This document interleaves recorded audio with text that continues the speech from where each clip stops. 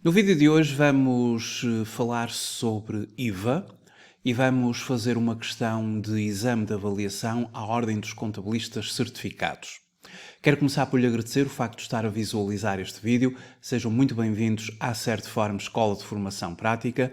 Eu chamo Miguel Fragoso, sou economista e contabilista certificado e formador nas áreas da contabilidade, fiscalidade e finanças empresariais. Na Certiform Escola de Formação Prática, desenvolvemos um amplo conjunto de cursos fortemente práticos, muito orientados para as necessidades do mercado de trabalho. Os cursos são ministrados na forma e-learning e também na forma live streaming, ou seja, com sessões assíncronas ou com sessões síncronas em tempo real. Isto significa que pode fazer os cursos a partir de qualquer parte do mundo. Para consultar a oferta formativa da Certiform, em certiform.pt, tem acesso a todos os cursos que irão iniciar nos próximos dias, nos próximos meses, no calendário de formação. Para consultar os programas dos cursos em e-learning e live streaming, tem acesso a toda a formação que atualmente está disponível na forma e-learning, através da plataforma e-learning da Certiform, que está disponível 24 horas por dia, 7 dias por semana. A partir do momento em que faz a sua inscrição num curso e-learning, tem imediatamente acesso às suas credenciais para que possa entrar na plataforma, iniciar o seu percurso formativo. Na forma live streaming, aqui temos datas de início, porque os cursos são ministrados em sessões síncronas, em grupos de formação, e haverá sempre uma data de início para cada um dos cursos live streaming, as quais pode consultar no calendário de formação. Quaisquer dúvidas que tenha sobre os cursos da Certiform, poderá solicitar informações detalhadas a partir do geral@certiform.pt ou dos contactos associados no site da Certiform. Neste vídeo, que corresponde à segunda parte do vídeo de ontem, vamos falar sobre IVA, vamos continuar a falar sobre operações triangulares e resolver, concretamente, uma questão de exame de avaliação à Ordem dos Contabilistas Certificados. Eu vou começar por fazer a leitura do enunciado e da questão, depois vamos fazer uma breve revisão às operações triangulares puras e as falsas relativamente ao IVA. Vamos responder à questão de exame. A questão de exame é a seguinte. Trata-se do exame do dia 17 de junho de 2023, na sua versão A. A questão corresponde à questão número 10, que nos diz o seguinte.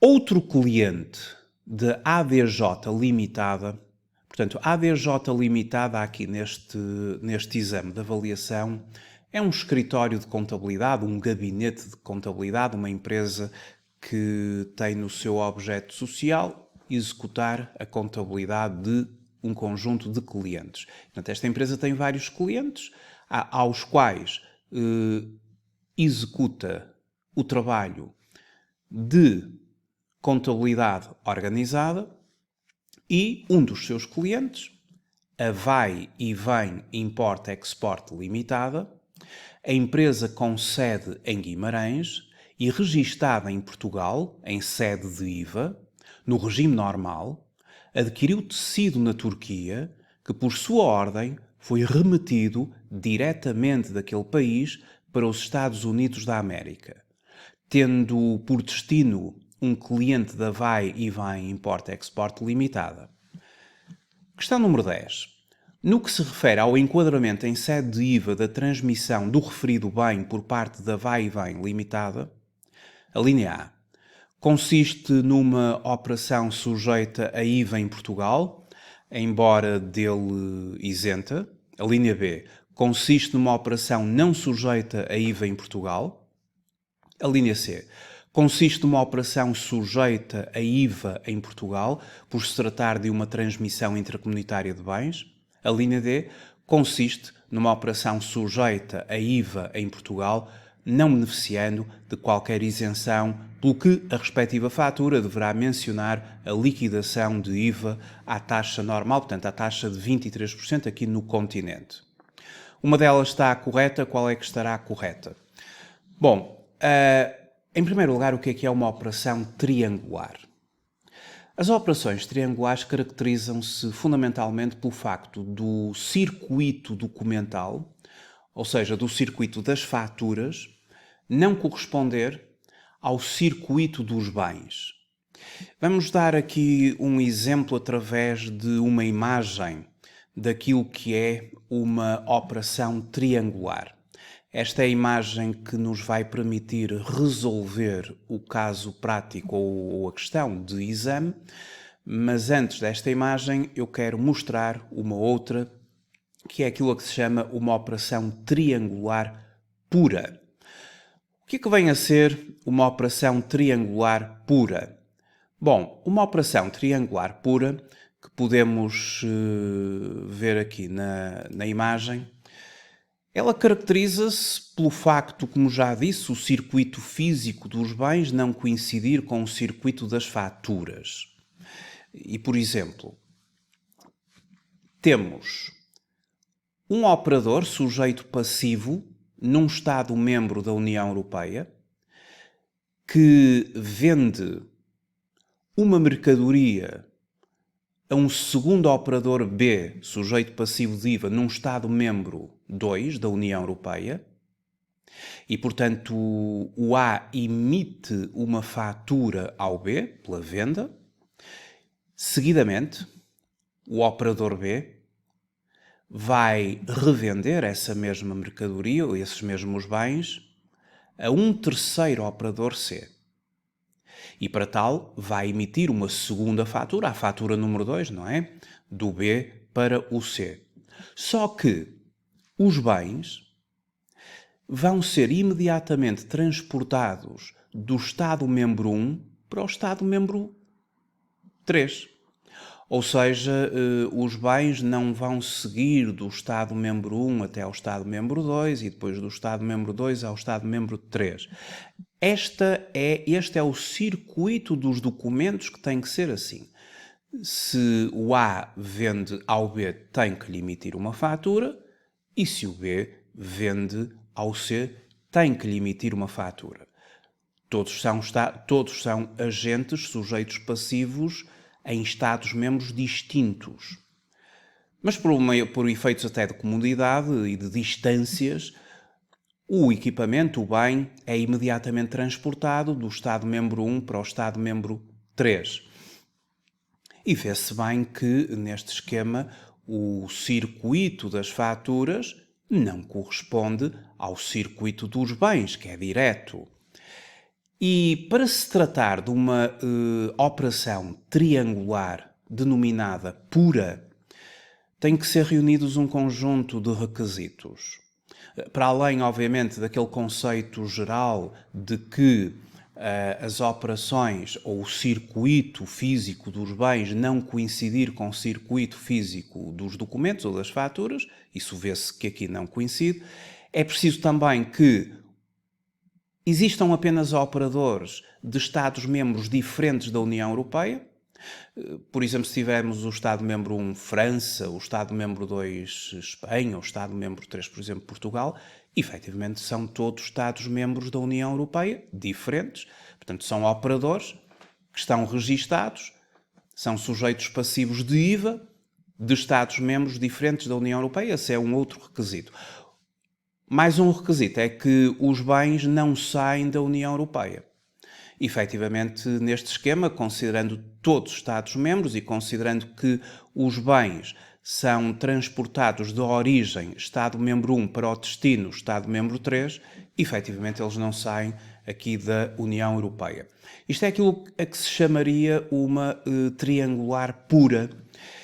E quando nós estamos na perspectiva de uma empresa portuguesa e resolvendo isto na perspectiva de uma empresa portuguesa, ou melhor, de um operador sujeito passivo em Portugal, de um sujeito passivo em Portugal, operador aqui, a forma como nós vamos resolver, em termos de procedimentos e na base legal, aqui as questões das operações triangulares, tem a ver com a posição que o operador sujeito passivo em Portugal ocupa neste triângulo.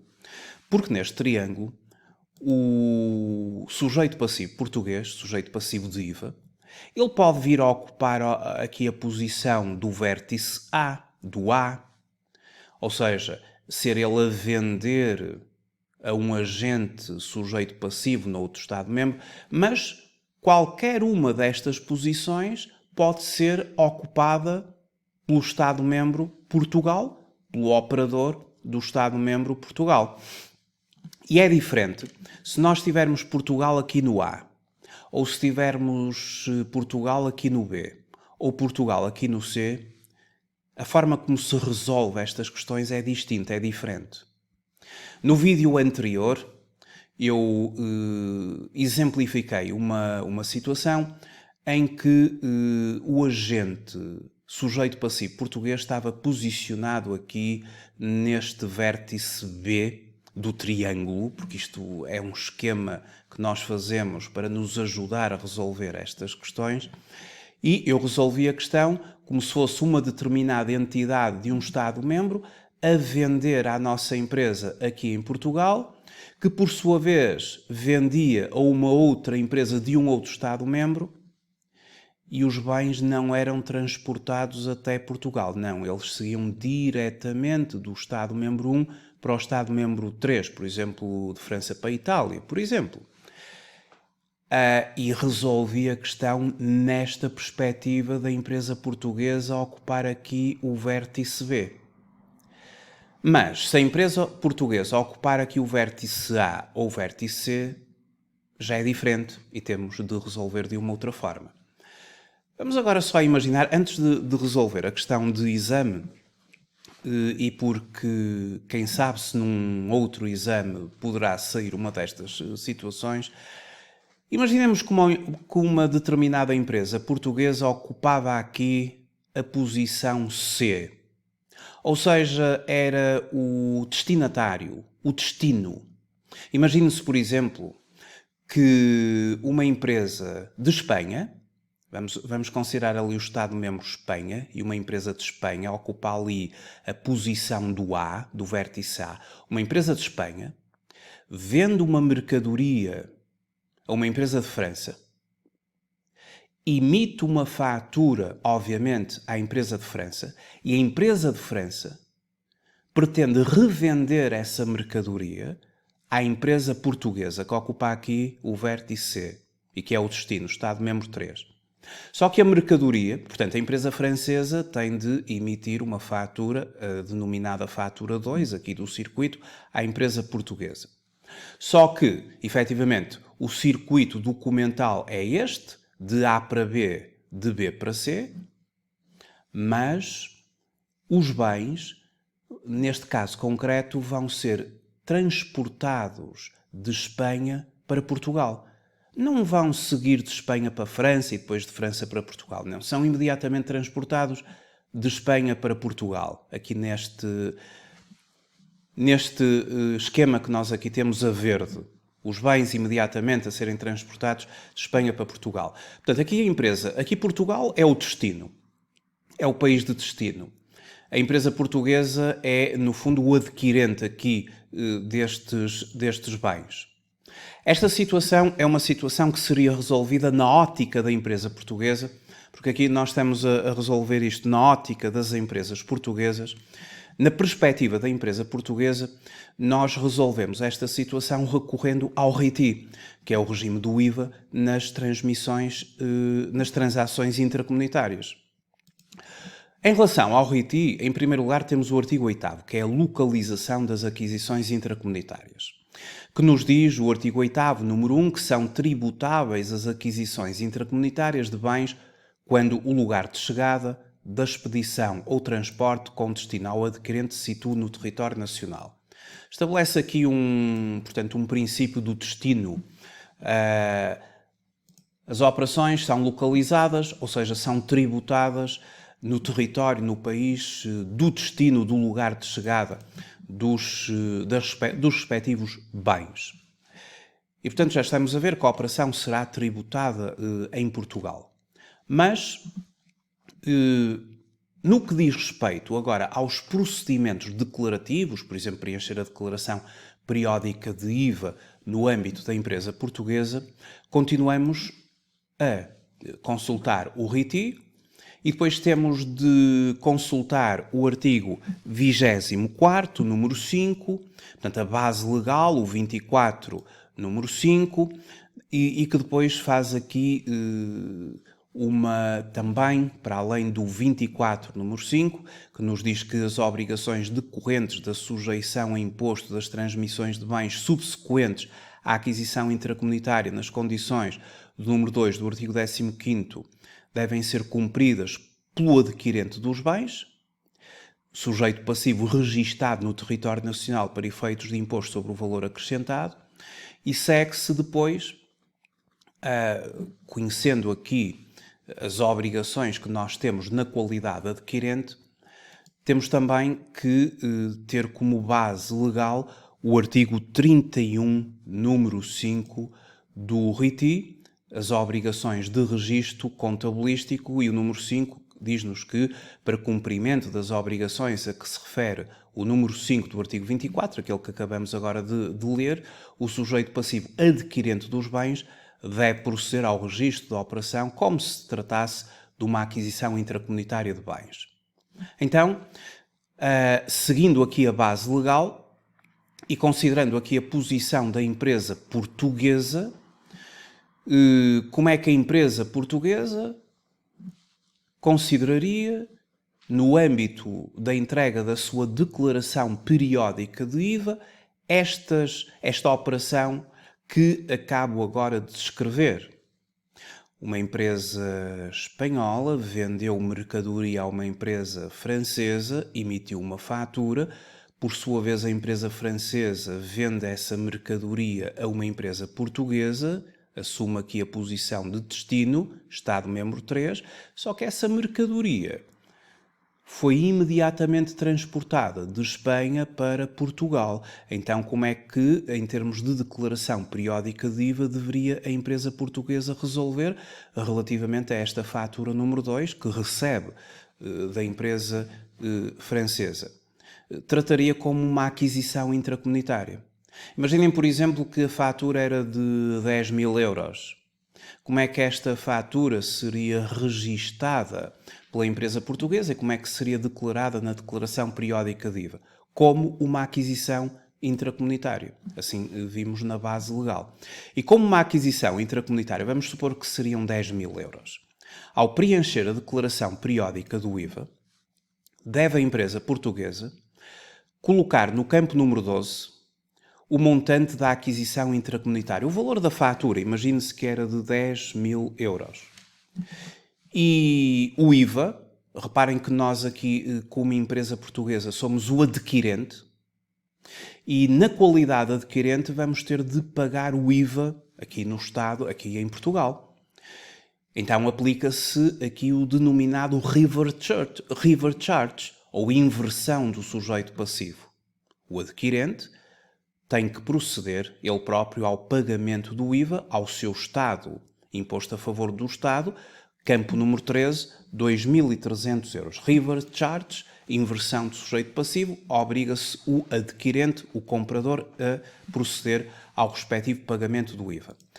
Eventualmente, se estas mercadorias ou estes ativos não correntes, porque podem ser mercadorias ou ativos não correntes, se conferirem direito à dedução ao IVA, regra geral sim, mas se forem ativos não correntes teríamos de consultar o artigo 21 do Código do IVA referente às exclusões do direito à dedução, mas considerando que não estava excluído o direito à dedução, procederíamos imediatamente à dedução do imposto. Ou seja, liquidamos, mas depois, através das deduções, IVA a favor do sujeito passivo, deduzimos o IVA. Se fosse um ativo não corrente, deduziríamos o IVA no campo 20. Se fossem mercadorias, deduziríamos o IVA no campo 22. Vamos supor que eram mercadorias, portanto vamos deduzir os 2.300 euros no campo 22. Este é o procedimento que a empresa portuguesa tem. Portanto, declara no campo 12 o valor da fatura, 23% dessa fatura, se for a 23%, paga o IVA no campo 13, aplicação do mecanismo de inversão do sujeito passivo, revert charge, mas como a operação é localizada em Portugal, o IVA tem que ser pago em Portugal, só que pelo adquirente. O adquirente que somos nós, a empresa portuguesa, preenchemos a nossa declaração periódica do IVA, somos sujeitos passivos aqui, portanto, somos nós que, em termos de facilitar a operação, vamos proceder ao pagamento do imposto. Mas depois temos direito à sua dedução, se o mesmo não estiver excluído pelo artigo 21º, e vamos considerar que não estava e que podíamos proceder à dedução do imposto. Regra geral, deduz-se o imposto aqui das mercadorias. Nos ativos não correntes também se deduz, regra geral, mas tem que se ter algum cuidado para verificar se não estamos a adquirir algo que está contemplado no artigo 21 do Código do IVA. Bom, isto é como resolver uma pura triangular, mas na perspectiva da empresa portuguesa ocupar aqui o vértice C, ou seja, ser o destinatário. Como eu já referi no vídeo de ontem, mencionei aqui a perspectiva da empresa portuguesa ocupar aqui o vértice B, ser o Estado-membro 2. Futuramente farei um vídeo onde explicarei o que acontecerá à empresa portuguesa se ela ocupar aqui o vértice do A, o Estado-membro 1, que desencadeia aqui a operação. O primeiro que vende a mercadoria para o Estado-membro 2, por sua vez revende ao Estado-membro 3, mas o Estado-membro 1 imediatamente faz deslocar da origem a mercadoria para o destino, Estado-membro 3. Isto é uma pura triangular. Todos os operadores são de Estados-membros diferentes da União Europeia. O circuito físico dos bens não coincide com o circuito das faturas e, portanto, estamos aqui, os próprios bens não saem da União Europeia. Isto é uma operação pura triangular. Só que o exame, e agora vamos para o exame, só que o exame não é uma operação pura triangular. Porque no exame, aqui e mais uma vez, trata-se do exame do dia 17 de junho de 2023,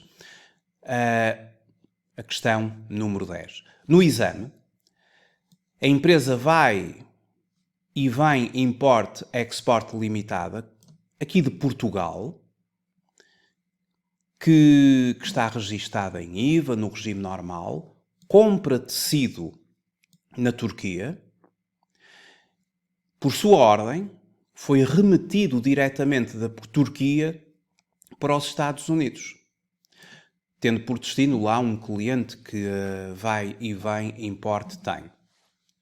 O que é diferente aqui relativamente àquilo que acabei de explicar das triangulares puras? Aquilo que é aqui diferente é que temos aqui, efetivamente, 3 operadores. Um operador da Turquia, um operador de Portugal, um operador dos Estados Unidos. Portanto, não são todos de Estados-membros. E como não são todos de Estados-membros, quando um ou dois não o são, ou seja, só Portugal o é, não é uma operação pura triangular. E, portanto, não se resolve da forma com base legal no RITI. Temos de resolver no âmbito de exportações ou importações e, portanto, temos de recorrer ao Código do IVA. O RITI, o regime do IVA nas transmissões intracomunitárias, resolve-nos questões sobre aquisições intracomunitárias ou transmissões intracomunitárias. É a base legal. Quando nós estamos perante transmissões internas, importações, exportações ou prestações de serviços, a base legal é o Código do IVA. Por isso é que nós temos 2 diplomas. Temos o RITI e temos o Código do IVA. Esta operação tem de ser resolvida pelo Código do IVA, porque não se trata de uma transmissão intracomunitária nem de uma aquisição intracomunitária. Nós estamos aqui perante uma operação e vamos agora ver aqui o esquema para esta operação. No fundo, trata-se de um sujeito passivo ali da Turquia, que ocupa aqui o vértice A, é aquele que vende mercadoria para Portugal, ocupa aqui o vértice B, a posição B. Por sua vez, Portugal vai revender essa mesma mercadoria para um seu cliente dos Estados Unidos da América. Temos aqui o circuito das faturas, só que os bens são expedidos da Turquia imediatamente para os Estados Unidos. Portanto, tanto pela aquisição, agora na perspectiva do B, não é? Porque nós aqui no exame temos que assumir a perspectiva aqui do B, Portugal. Portanto, tanto na perspectiva, tanto pela aquisição, como pela transmissão do bem, ou dos bens, estamos perante operações que não estão sujeitas a IVA no território nacional. Dado que os bens em causa nunca chegaram a estar situados no território nacional. E aqui nós temos de consultar no Código do IVA e fazer aqui uma consulta do artigo 6º do Código do IVA, a localização das operações. Eu agora recorro ao Código do IVA, porque não estou a falar de transmissões intracomunitárias nem de aquisições intracomunitárias, caso em que recorreria ao RITI, como fiz há bocado, nas triangulares puras. Agora tenho de recorrer ao Código do IVA. Vamos ao artigo 6º, localização das operações. O artigo 6º, número 1, refere que são tributáveis, portanto, quando se diz são tributáveis, significa são localizadas em Portugal, vão pagar IVA em Portugal, são tributáveis, as transmissões de bens que estejam situadas no território nacional, no momento em que se inicia o transporte ou expedição para o adquirente, ou no caso de não haver a expedição ou transporte no momento em que são postos à disposição do adquirente. Então nós aqui vamos aplicar este artigo, mas a contrário. E, portanto, aplicando este número 1 do artigo 6º a contrário, apesar de não sujeição, portanto, as operações, esta operação não é sujeita a imposto em Portugal, já vimos, por interpretação do artigo a contrário, a operação não é tributada em Portugal, mas a empresa portuguesa, do ponto de vista de declaração periódica do IVA, teria de declarar o valor desta fatura e, portanto, declararia, quando estivesse a preencher a sua declaração periódica do IVA, estas operações depois são declaradas aqui no campo número 8 da declaração periódica do IVA. Não é isso que está aqui em causa no exame, só estou a dar esta informação, mas agora já podemos responder à questão do exame de forma simples. Está tudo explicado, portanto, por aplicação do número 1 do artigo 6º a contrário, estamos perante operações que não estão sujeitas a IVA no território nacional, dado que os bens em causa nunca chegam a estar situados no território nacional, pelo que, no que se refere ao enquadramento em sede de IVA da transmissão do referido bem por parte da Vai Bem Limitada, a linha A consiste numa operação sujeita a IVA em Portugal, embora dele isenta? Não é sujeita em IVA em Portugal, nem se aplica depois uma isenção. Consiste numa operação não sujeita a IVA em Portugal? Sim. Esta, para já, esta é a correta, não é? Esta é a resposta correta, mas vamos ver as outras.